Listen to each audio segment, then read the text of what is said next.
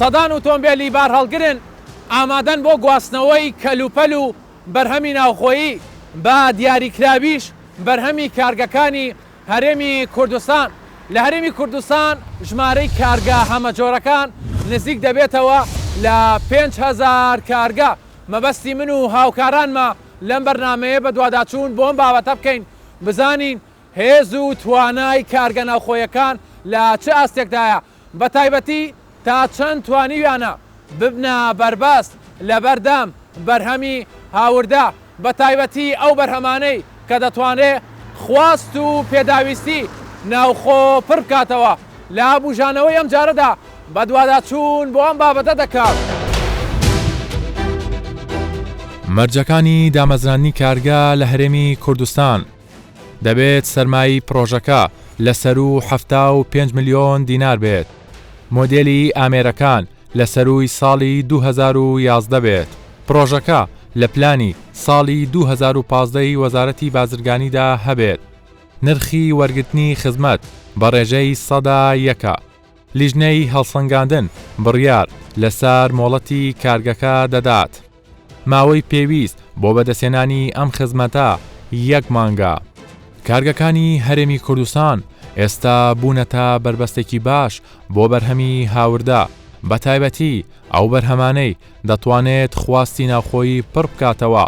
مەبەستمە لەم بەرنامەیەدا چەند کارگەیەک وەک نمونە وەربگرم کە خواستی پێداویستی ناوخۆ پڕ دەکەن و ساڵانە دەتوانن پارەیەکی زۆر بۆ ناوخۆ بگەڕێننەوە.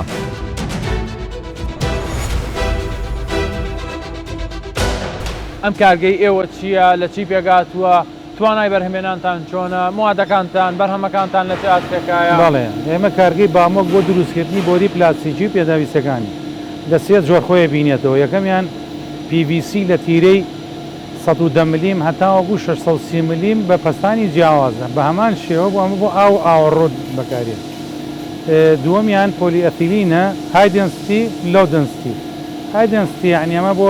شەبەکاتی ئاوە لەگەڵ غازە، ئەمانە بەکارێنە ئەوی لە تیرەی جیاواز لە 16 ملیمەوە هەتا 630 ملیم بە پەستانی جیاواز حەسەبە تەلەب.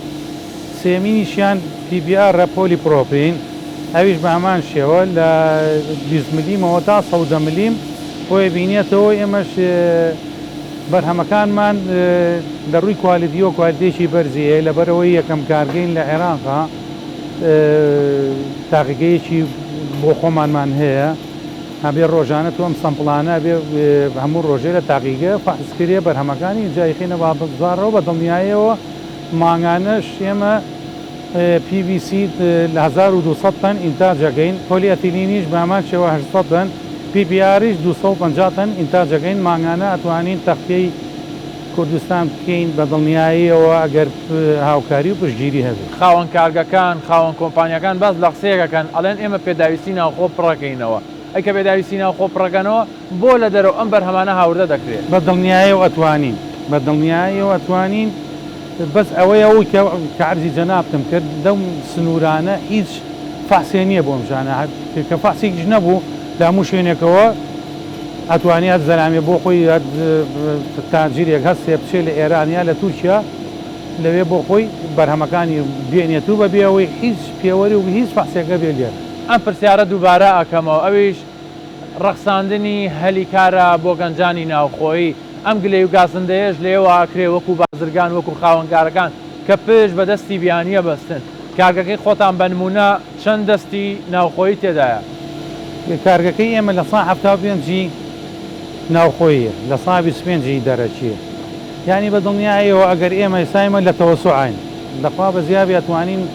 وردە وردەوەنێ لە بەرهەمەکانمان تەوەسوع بێبین. لەوا چی ئێستایمە بە تەمای خەتێکی ئینتاجی بکەین لە بۆریە، ئەوە شوێنەکەشمان دیاری کردووە. ئەگەر یارمەتی هەبێت لەلایەن حکوومەتەوە ئەوەی وەکو ئەرزم کردی وەکوی کارەبا ئێمەش دەتوانین ئەم بەرهەمانی خۆمانین بکەین. بۆ ئێوە بەم کوالێتیە ئیش ناکەن کە بەرهەمەکانی ئێمەش بچێتە وڵاتانی دراوسێ و ناوچەکە، یاخود تا ئێستا ئەم توانایە لە ناوان کارگە ناوخۆیەکان بوونی نییە؟ ناوخۆی خۆت لێ وەرنەگرێت. تۆ چۆن نەتوانی نینی گەی بۆ وانە بێ حکومەت دەعمێ بکە بڵێ کاکە جانەمە بەرهەمەکەیەتی ئێمە پشتگیریەکی تەواویەکەین. ئێستا کارگەکانی کوردستان کارگەکانی کوردستان هەر هەمووی لە سانەوە پێنجی بەرهەمەکانی ئەڕوا بۆ خوار و عێراق یعنی لە هەرێمی کوردستانە کەمترین ڕێژە یعنی لەم بەرهەمانی ئێمە چنە ناو بازاڕێنەوە ئەوەش ئاسەنجەکەی کە دروستی کردەوە بۆ عەرزم کردی ئەوەیە کە ئینە هەچین زیاتر پشت بەینی دەرەچیە بەسن ئەڵێ بارەی با دەرەوەی وڵات بێنن ئێتر ئەمە بۆچی تەعمیم کراوە بۆ ناڵێ بەرهەمی خۆماڵی بەس بەرهەمی خۆماڵی کوالیتیەکی باشیە بێ لە فەحسا دەرچێ بەم مواسەفاتت بۆمان دروستکەن ئێمەش مواسەفاتی کە لەوێ دروستیەکە بامان مواسەفات دروستیەکە دڵنیا بوو لە پێناو باشترین کوالێتی ئێستا بەشێک لە کارگە ناوخۆیەکان لە هەرێمی کوردستان باشترین ئامێرە پێشکەوتوەکانیان هاوردە کردووە و لە ڕێگای کەسانی شارەزاوە سەرپەرشتی ئامێرەکان دەکرێ و پشکنین بۆ بەرهەمی کارگەکان دەکرێت. کارگەی ئێمە بەشی کوالیتی کۆنترۆلی هەیە وەکو ئەوەی کە ئەبێ لە هەموو کارگەیەکدا کە ئینتاجێک بەرهەمێکی هەیە کوالیتیەکەی چێک بکرێتەوە بە بەرداوامی. کارەکانی ئێمەش لەم قسمەدا سێ بەش لە خۆی دەگرێت کەواتە بەشەکان بریتین لە چێکردنی مەوادی سەرەتایی، بەشی دووهەم بریتیە لە چێککردنی پرۆداکشن ئینتاج بە بەردەوامی و بەشی سێم بریتیە لە چێککردنی فاینەل پرۆداکت و تەخزینی فاینەل پرۆداکت چێک دەکرێتەوە لە قسمی کوالیتی کۆنترۆل هەتاکو دەگاتە دەستی کڕیاران. کوالیتی کۆنترۆل بریتیە لەوەی ئایا چێک بکەیتەوە کە ئەو بەرهەمەی کە ئینتاج ئەکرێت بەرهەمێت لەگەڵ پێوانە نەودەوڵەتیەکان یەک دەگرێتەوە یانە، واتە لە ئاستی بەرهەمێکدایە کە لە وڵاتان پێشکەشەکرێ وەکو بەرهەمێکی ستاندارد یانە. بۆ ئەم مەبەستەش ئێمە چەندین ستانداردی نێودەوڵەتی بەکارهێنین وەکو ئایزۆ، وەکو ASTM، وەکو BS، وەکو EN، DIN ئەڵمانی. ئەمانە پەیڕەوەکەین کە تازەترین ستانداردەکانیان ئێمە دەیکڕین لەو شەریکاتە بەناوبانگە نێودەوڵەتیە و لە کارگەکەمان پەیڕەوی دەکەین بۆ بەرهەمهێنانی ئینتاجەکەمان و چێککردنی ئینتاجەکەمان وەکو بەشێکی ئەهلی کە ئێمە ئیش دەکەین لەم کارەیە بۆ ساکردنەوەی بەرهەمەکان بە دڵنیایەوە بێ کوالیتیت هەبێ و بۆ سەلماندنی کوالیتیش پێویستت بە ئەدەوات و ئەجیزەی پێشکەوتووە بۆی بیسەلمێنی کە ئایا نەتایجت بەرهەمەکەت خۆی ئەبینێتەوە لە پێوانەیەکی نێودەوڵەتیە یاننا، پێویستت بەم ئەجیزانەیە و بۆ ئوسلماندە دەبێت ئەجیزەی تایبەت بە خۆیت هەبێ و هاوردەی بکەیت. ئەگەر بەرهەمێکی باش پێشکەشکەی بە کۆمەڵگا و بە وڵاتی خۆت بە تایبەتی دوور دەکەویتەوە لە هاوردەکردن و هاوردەکردنیش دەزانین کە کولفەیەکی دایمە زیاتری ئەبێ وەک لەوەی کە خۆت بەرهەمی بهێنی. مادەم کە تۆ بتوانی بەرهەمێکی باش پێشکەش بکەیت کە لە ئاستی نێودەوڵەتیە ستانداردە نێودەوڵەتیەکان جێبەجێ کرابێتیدا، پێویست ناکات تۆ بەرهەمێک لە دەرەوە بێنی و ئەمەش گەڕانەوەی داهاتە بۆ وڵات و نەهێشتنی چوونە دەرەوەی سەرمایە لە وڵات. پشکنینە سەرەکیەکانی تاقیگەی کارگەکان لە هەرێمی کوردستان، بەرگری پەستانی ناوەکی، پشکنینی مەوداکان، پشکنینی بەرگەگرتنی ڕاکێشان، پشکنینی ڕادەی درێژبوون، پشکنینی پیاکێشان، پشکنینی گەڕانەوە بە گەرمی، پشکنینی ڕێژەی هەڵمژینی ئاو، پشکنینی چڕی، پشکنینی ڕێژەی کاربۆن. پیشەسازی ئاسن یەکێکە لەو پیشەسازیانەی ماوەی چەند ساڵێکە لە هەرێمی کوردستان خواستی ناوخۆیی تەنانەت بەشێکی زۆر لە پارێزگاکانی عێراقیش پڕ دەکاتەوە. ئەمە دەرخەری ئەو ڕاستیەیە توانای ئاستی ناوخۆیی لە ڕووی بەرهەمێنانەوە قۆناغی گەورەی بڕیوە، بەڵام ئێستا خاوەن کارگەکان داوای هاوکاری و پاڵپشتی زیاتر لە حکومەت دەکەن بۆ ئەوەی بتوانن لە داهاتوودا بەرهەمی زیاتر هەناردەی دەرەوە بکەن. لە ڕووی دامەزرانی کارگە بە تایبەتی بۆ کەرتی پیشەسازی ئایا لە هەرێمی کوردستان زەمینە سازی هەیە؟ بێگومان پیشەسازی ئاسن بە هەموو جۆرەکانەوە یەکێکە لە پیشەسازی قورسەکان لە هەرێمی کوردستانە حتمەن زەمینە سازی هەیە بۆ ئەم پیشەسازیە، وەکو بڵێن مەوادی ئەوەلی کە سکرابێکی زۆر لە وڵاتەکەیە هەیە کە بەکارێنین، پاشان دەستی کار هەیە، وڵاتەکەش پێویستی بەم بەرهەمە هەیە. کە تەکی زمینە سازی هەیە بۆ ئێستا کارگە گەورەکان ئەگەر باسی پیشەسازی قورسەکان بکەین لە هەرێمی کوردستانە توانیان لە چه ئاستێکدایە بەرهەمتان چەندە ئینتاژتان چەندە ئەکرێ کارگەکەی خۆتان بە نمونە بێنەوە لە چه ئاستێکان بێگومان کۆمەڵە کارگەی ئاستنی باش هەیە و گەورەش هەیە لە کوردستانە لە سلێمانی و هەروەها لە هەولێریش بەرهەمی ئەگەر بەس باسی کارگەی خۆمان بکەن بەرهەمی ئێمە تقریبان ساڵانە نزیکەی 200,000 تەنێکە بێگومان دڵنیاشم کە کوالیتی بەرهەمەکانی ناوخۆ لەوانەیە کە دەرەوەیە ئەگەر منافس نەبێ باشترە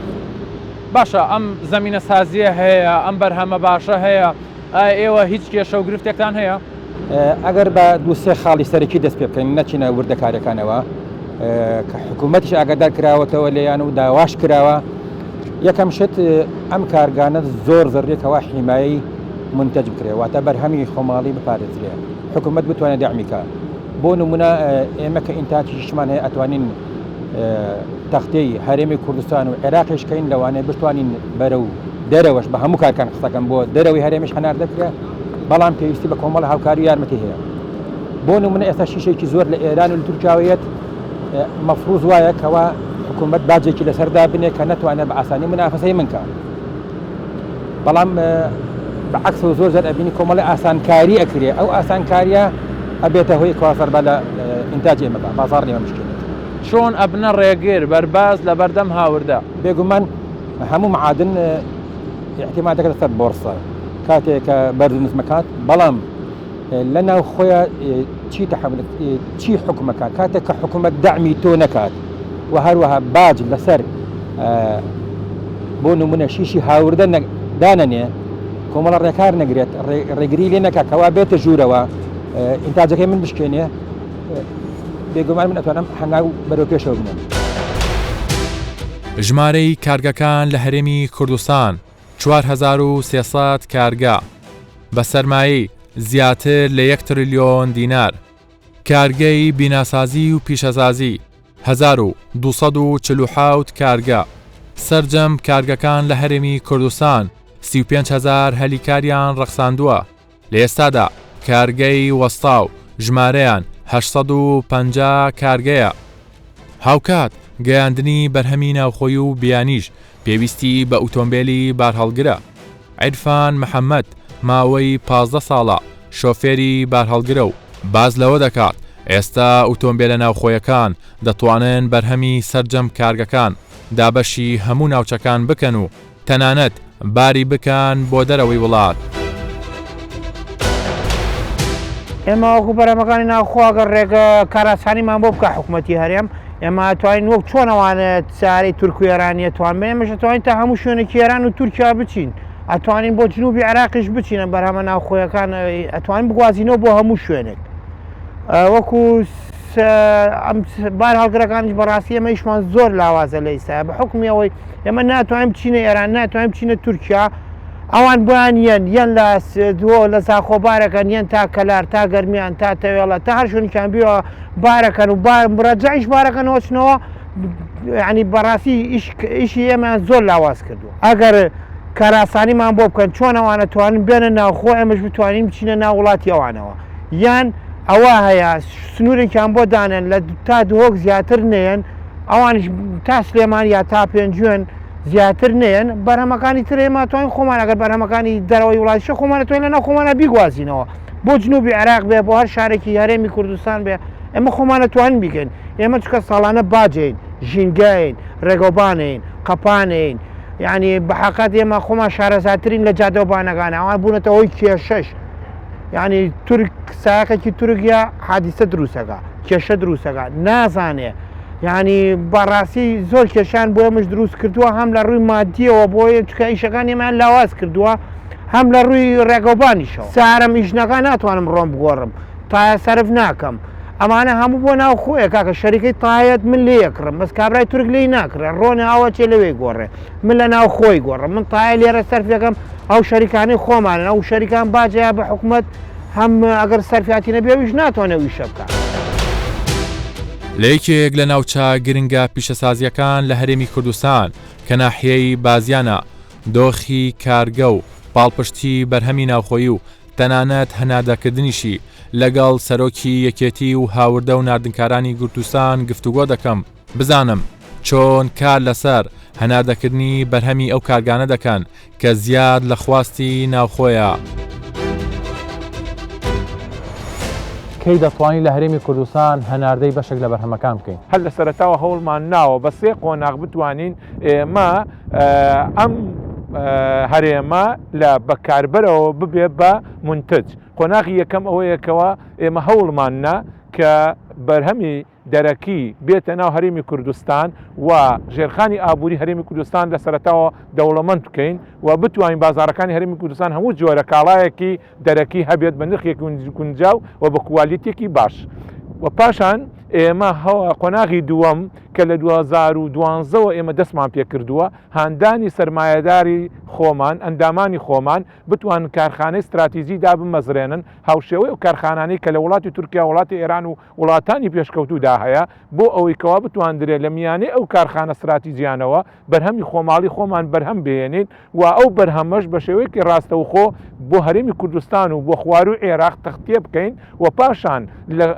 ئێمە هەوڵ بدەین کەوا قۆناغی سێم دێتە پێشەوە. ئەو کاتە ئەگەر هاتوو بەرهەمی خۆماڵی خۆمان زۆر بوو بە شێوەیەکی ڕاستەوخۆ ئێمە وەکو یەکێتی هاوردە و نانکاران هەرێمی کوردستان کارمان ئەوەیە کە بتوانین بازاڕی بۆ دروستکەین لە وڵاتانی دەرەوە تاکو قۆناغی سێم دەست پێ بکە. قۆناغی سێم ئەوەیە کەوا هەناردەی و کاڵایە ناوخۆیانی خۆمان بتوانین بنێرینە دەرەوە. باشە کاشێخ ئەوەی کە لە قسەکانی بەڕێستانە هەیە لە ئێستا ناتوانین بەرهەم هەناردەی دەرەوە بکەین. ئەی باشە ئەم کارگە ناوخۆیانە بەرهەمە ناوخۆیانە تا چەند توانیوانە یاخود بە ڕێژەی چەند توانیوانە ببنە بەربەست لە بەردەم بەرهەمی هاوردە ئەو بەرهەمانی کە لە ناوخۆیان بەرهەم دەهێنرێن؟ بەڕاستی ئێمە لە هەندێک کارخانە توانیومانە تا برێکی باش بەرهەم بهێنرێ. ئەوەیە کە کارخانە شیرەمەنیەکان لە 150 ئێستا بەرهەمی ناوخۆ پێداویستی هاوڵاتیان جێبەجێ ئەکات و چیمەنتۆ بە شێوەیەک ئێمە هەمانە ئێستا هەناردەی شارەکانی خواروی عێراقیژەکەین و هەم شیش ئەتواندرێ کەوا کەمیەکی باش ببێ بەڵام نەگەیشتوونەتە ئەو ڕاددەیەکەوە ئێمە پێمان بوترێ هەرێمێکی بەرهەمهێنەر و ئەم کارخانەی ئێستا ئەوە نەیە تاکو ئەبێ بەرهەمەکانیان لە ناوخۆ بتوانن بە شێوەیەکی بەرفراوان بڵاوکەنەوە لەبەر ئەوەی کە کارخانەکان ئینتاجێکی وا زۆریان نییە ئەو بربەستانی کە هەیە بۆتە ئەوەی کەوا نەتوانن بەرهەمێکی زۆریان بەرهەم بێنن و نرخیشیان منافز نییە لەگەڵ ئەو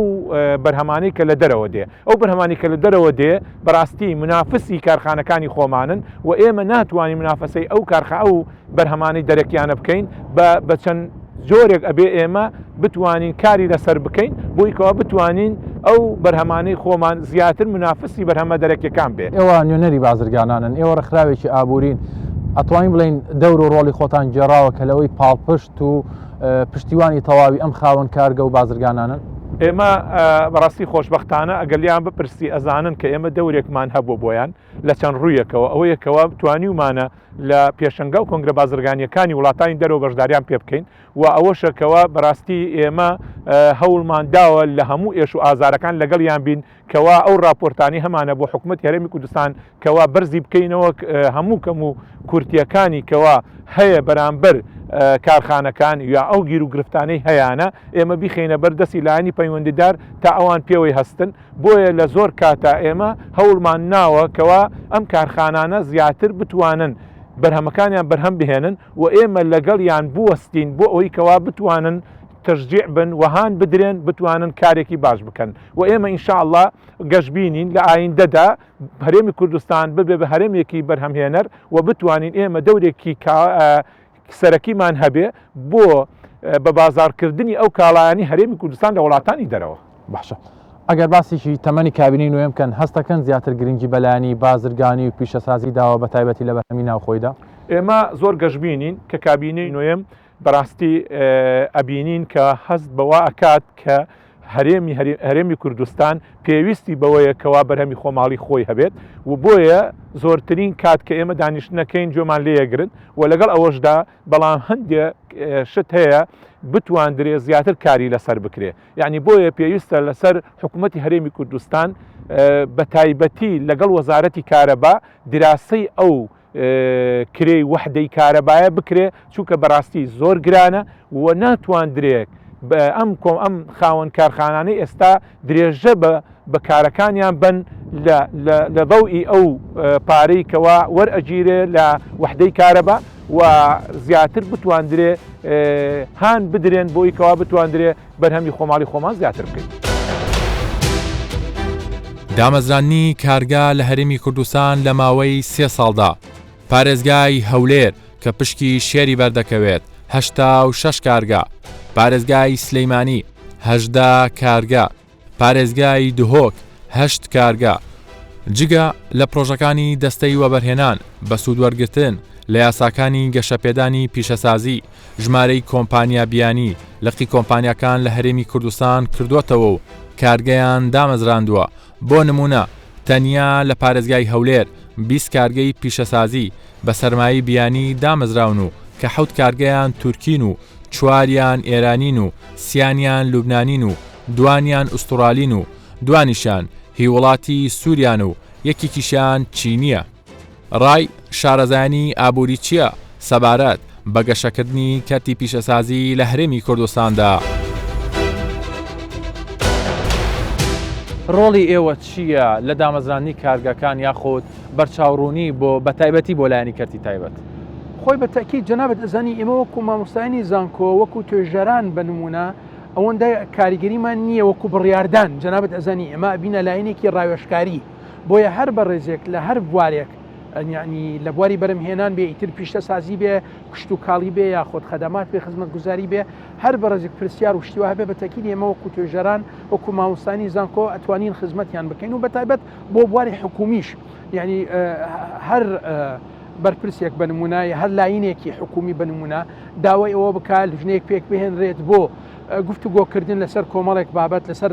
زیادکردنی کارگەکانە زیادکردنی هەلی کارە یاخود کۆمەڵی شتیتر ئێمە بە تاکید لە خزمەتی ئەو لژنانە بین یاخود لە خزمەتی ئەو کەسانە بین کە داوای هاوکاریمان لێەکەن بە تاکید. بەڵام ئەوەی زۆر گەنگە ئەو پێشنیارن یاخود ئەو بابەتەنێک ئێمە ئەیخینە ڕوو بۆ ئەو بەڕێزانە بچنە بواری جێبەجێکردن لەبەرەوە ئێمە پشتە بەسین بە داتا بە ژمارە بە ڕقم و بەکاریێنین بۆ شیکردنەوەی بابەتەکان و ئەنجامەکان نەخینە بەردەستی ئەو کەسانە بۆ بڕیاردان. ئیتر لێرە بەرپرسێکی بەڕێز لە حکوومەت بێ بنمونە یاخود لە بواری کەرتی تایبەت بێ کە توانای بڕیاردانیان هەیە توانای ئەویان هەیە سەرمایەکی دیاریکراو تەرخان بکرێت بۆ ئەوی بخرێتە گەڕوە بچێتە بواری جێبەجێکردن. حەز بە جوڵەیەکەکان بۆ بژانە و ژێرخانی ئابووری؟ خۆی بە تاکید ئەوەی کە زۆر گرنگە تەبەن لە قەیرانی کۆرۆنا بۆمان دەرکەوت ئەوەی کە زۆر گرنگە بواری خواردەمەنیە خۆراکەوە بەگشتی بەدەر لە قەیرانەکان ئەوە گرنگترین شتە لە پێداویستەکانی مرۆڤ و دوای ئەوە بواری تەندروستی ئەوەی کە زۆر گرنگی ئێمە لێرە گرنگی بدەن بەو ئەو جۆرە بەرهەمە بواری خۆراکە کە پشتە بەستێ بە کەرتی کشت و کاڵ. کەرتی کشت و کاڵ بنمونە لە 2007ەوە پێشتریش تقریبا هەوڵ دراوە بە ڕێزان لە وەزارەتی کشت و کاڵ و لە ئەنجومەنی وەزیران هەوڵیانداوە بۆ پەرەپێدان بەم بوارە بۆ پێشخستنی ئەم بوارەکە بوارێکی زۆر گرنگە بۆ پڕکردنەوەی پێداویستەکانی ناوخۆ. ئەتوانین وێنەکە ئاسان و سادەی بکەنەوە چۆن ینی من چوون بۆ بازارەکان دوو جۆر تەماتە هەیە یاخود دوو هین با بڵێن تەماتە هەیە یەکێکیان بەرهەمی ناوخۆی ئەمە بەستم وەکو سەرچاوی بەرهەمێنانەکە ئەوەی تریش بەرهەمی تورکیە یان ئێرانیە کە من ئێرانەکەم کڕی یاخود تورکیەکەم کڕی وەکو ئەوەی کە پارەم داوە بە کوڕی ئەو وڵاتە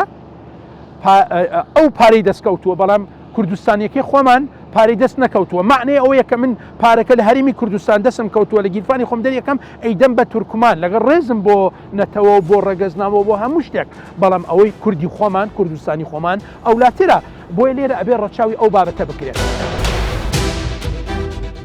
ئێستا بەشێکی زۆر لە کۆمپانیا بیانیەکان بۆ دامەزانی کارگا لە جیاتی عێراق هەرێمی کوردستان هەڵدەبژێرن چونکە لە هەرێمی کوردستان ئاسانکاری زیاتریان بۆ دەکرێت بە سوودوەرگرتن لە یاسای ژمارە 20 ساڵی 1998 گەشەپێدانی پیشەسازی دەتوانن بەبێ پێدانی باج لە هەموو عێراق بەرهەمەکانیان بە بازار بکەن و بە سوودوەرگرتن لە یاسا و ڕێنمایەکانی عێراقیش دەتوانن کەرەستەی خاو بە بەخشینی ڕسمی گومرگی لە هەموو جیهانەوە هاوردا بکەن و بەرهەمە زیادەکانیش بە بەخشینی گومرگی هەناردا بکەن.